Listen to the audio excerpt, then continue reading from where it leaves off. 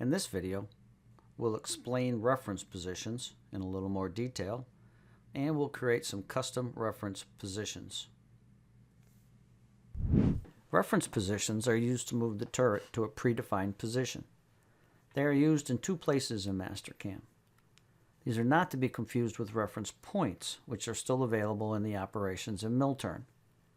Reference positions are used in the Sync Manager at the beginning and end of each tool change.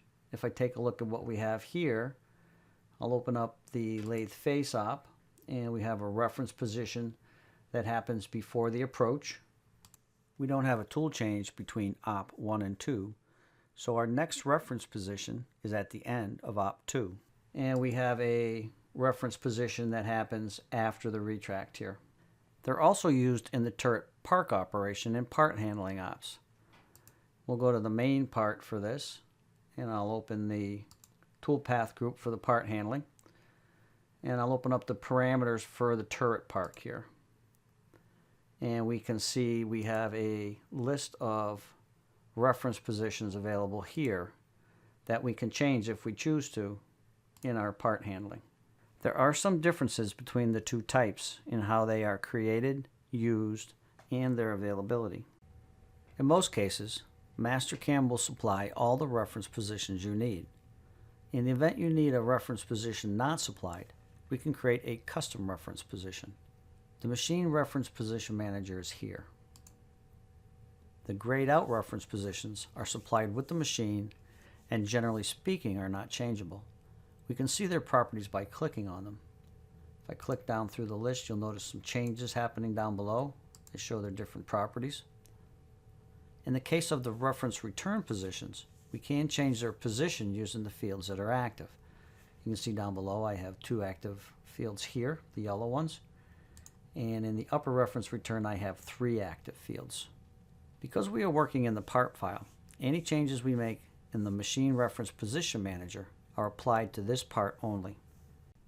There are 2 types of reference positions that we can create: Park Miscellaneous and Reference Return. I'm going to create one of each to show how each one works. We'll start with a Park Miscellaneous.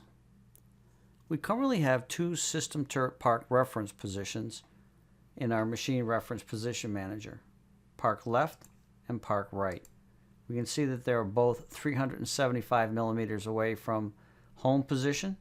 One is in a positive direction, the other in a negative direction.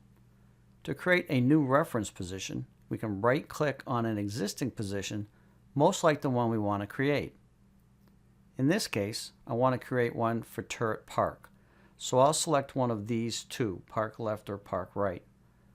If I right-click, I can create a new reference position or duplicate the selected reference position, which is the easiest thing to do. So I'm going to select Duplicate. We'll name it Turret Park for Cutoff. I'll put the comment as the same. And I'm going to put a value of 78.3.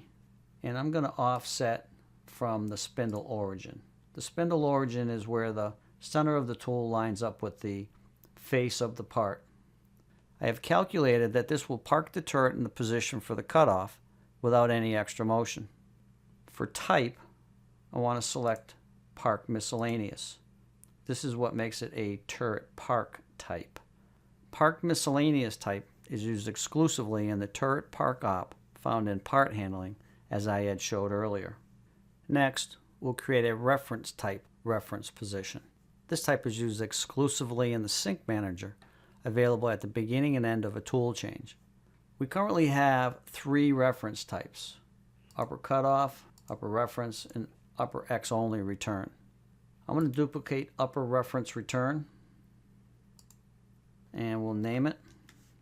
We'll call this Park Turret Right, and our type is reference. And in this case, we're going to make the Z1 axis go 375 millimeters from the home position.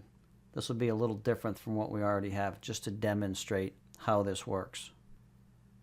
So I'll go ahead and green check out. I want to show the 2 reference positions we will be changing before we change them. I have pre-launched simulation with our current settings and jumped to op number 6 on the move list which is the retract right before the reference position. If I step through move op number 7 using the S key, we can see that the turret goes straight up from where it is to an end position of x0, z minus 89.365, y0. It then indexes to the next tool. There's really no problem with this, but for demonstration purposes, I'm going to select our turret park right reference position that we created to show how we can control where our turret goes at the end or beginning of an operation. I have jumped ahead to operation number 42 on the move list, right before the turret park op, at the beginning of the part handling sequence. If I step through move operation number 43, we can see that the turret goes to minus 375, offset from home position, which is where the turret park left reference position sends it. If I move through the parting op a little further,